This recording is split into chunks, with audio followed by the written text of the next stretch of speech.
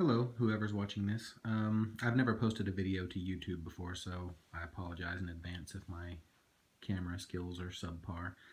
I just received in the mail my Fandu version 3 textured dual-plated nickel and gold big gold belt on real dark brown leather.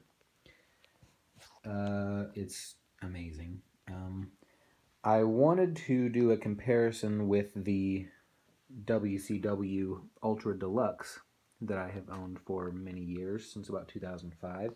I had seen other comparison videos, but there were just some specifics that I was wanting to know that weren't included in others. So I wanted to kind of get down to the nitty-gritty of it.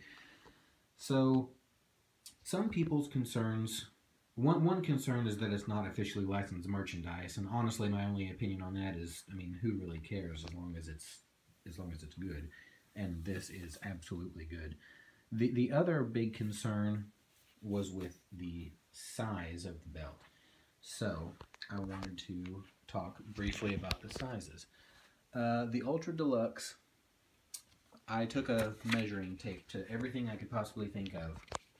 So the Ultra Deluxe belt, the main plate from top to bottom is 11.5 inches. The Fandu belt from top to bottom is 11.25 inches. So as far as how tall the belts are, they're practically the same. It's a difference of 1/4 inch. So honestly, I don't think that's even significant. But that's just my opinion, of course. As far as how wide the plates are, the Ultra Deluxe is 13.25 inches wide, and the Fandu is 12 inches wide. I had seen on the specs on the website for this belt that the main plate was 11.6 inches wide. Maybe they were measuring the back of the plate, and because of the curve, it came out to a little bit less. I measured the front of, from one side to another, and it was 12 inches exactly. So 13.25 versus 12. So that's more significant of a difference, obviously. But one of my big gripes about the Ultra Deluxe belt has always been how flat it is. It's just flat as a pancake. And the Fandu has a really nice curve to it. And so if you were to curve the Ultra Deluxe, it would be better, in my opinion. But that's neither here nor there. The fact of the matter is, the Fandu is a little bit smaller, but it is not significant enough to be a hang-up about buying it, in my opinion.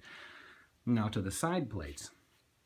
The side plates for the Ultra Deluxe are 5 1/8 inches wide by 4 inches tall.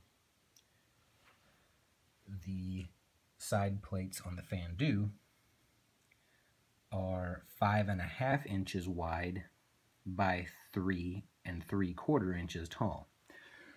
So they're wider on the Fandu, but not as tall. So square inches wise, they're about the same. It's just different dimensions. I actually really like the look of the longer plates, but that's really just a personal preference issue. So the strap itself on the Ultra Deluxe is 55 inches, 55.5 inches, and the strap on the Fandu, I got the real leather, and apparently on the faux leather straps, it's 56 inches across the board. Now, I got the real leather, and I asked because it was a couple of inches shorter than 50. It came in at about 53.5 inches. And I asked, and they said that the real leather straps are a different size every time, just because of the different sizes of the cow. And And honestly, that was fine with me. I wasn't too picky. You know, it fits me. That's really all I care about. So, but yeah, and as far as the width goes, the strap on the Ultra Deluxe is 4 3/8 inches wide, and on the Fandu it is 4 3/4 inches wide. So practically the same.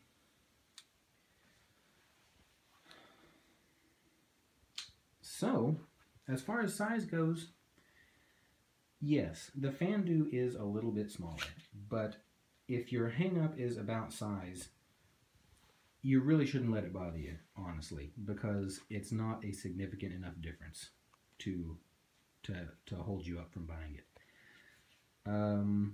The leather quality, they're both real leather. The leather quality is incredible. I definitely recommend spending the money and getting the real leather. It's way better quality than the real leather on the Ultra Deluxe.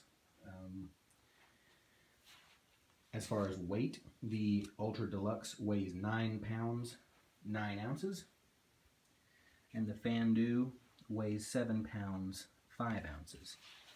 So it's a little lighter, but again, not too much lighter. And honestly, the Ultra Deluxe is so heavy that it's almost welcome that the Fandu is so much, well, I say so much, but that it's a little bit lighter. So, as far as the actual quality and details of the belt, it's really all been said. You can see that in other videos that folks have posted. It's absolutely unmatched. It makes the Ultra Deluxe look like a toy. The Ultra Deluxe is basically just one flat sheet of metal with some etching. You know, it just, I mean, nice etching, you know, but the Fandu is just on a whole other plane. It's very three-dimensional. It's not even, you can't even really call it etching because it's just, the designs are so, you know, three-dimensional. It's just incredible. The nameplate is much fancier. I love the white stitching on the belt, and you don't get that with the Ultra Deluxe. It's just black. The dark brown of the leather is awesome. It looks a lot like Flair's original belt. And yeah, the texturing on the silver portion on the background is really, really cool. It was shiny gloss chrome on the last version. This is way better, in my opinion. I've only seen videos of the second one, but that's, you know, I guess that's a personal preference thing too. But so here is the bottom line. If you are in the market for a big gold replica, but you don't want to break the bank, this Fandu is the absolute way to go. No question about it. It is the nicest replica I have ever seen. And yeah, I mean, there are obviously belts out there that are, you know, $2,000 that are indistinguishable from the original, but if you want to save some money and get a really, really nice belt, FanduBelts.com or on Facebook. Yang is the man. He's extremely knowledgeable and informative and very fast. I ordered the belt on a Sunday. It shipped on a Tuesday, and I got it on a Thursday. That's how fast it happened. I was blown away. So, can't recommend Fandu belts enough. I hope you have gotten some use out of this video, and if you have any other questions of stuff I may have left out, then shoot me a comment or a private message. Have a good one.